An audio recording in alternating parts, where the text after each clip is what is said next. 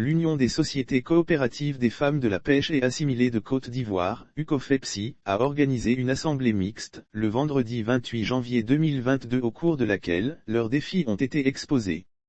La présidente de l'UCOFEPSI, Dion Somplei Micheline a voulu démontrer sa volonté de bonne gouvernance à travers cette assemblée générale mixte qui a eu lieu dans leur quartier général situé dans la commune de Yopougon-Locodjro. Pour nous, c'est gage de stabilité et bonne gouvernance. Il est important de rendre compte à nos membres. Nous avons tenu à faire cette cérémonie malgré nos difficultés, les avancées de l'organisation. La présidente a noté des évolutions considérables dans leur lutte pour la valorisation de leur corps de métier. À l'en croire, le regard sur ces femmes exerçant dans le domaine de la pêche artisanale a changé.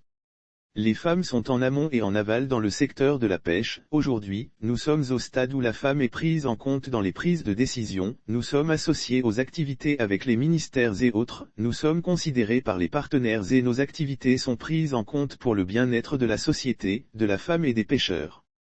Parce que les femmes sont en amont et en aval dans le secteur de la pêche, a-t-elle expliqué en notant néanmoins certaines difficultés.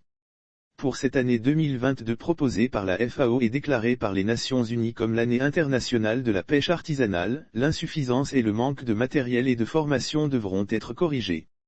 Aussi, une insuffisance de débarcadères et de points de débarcation.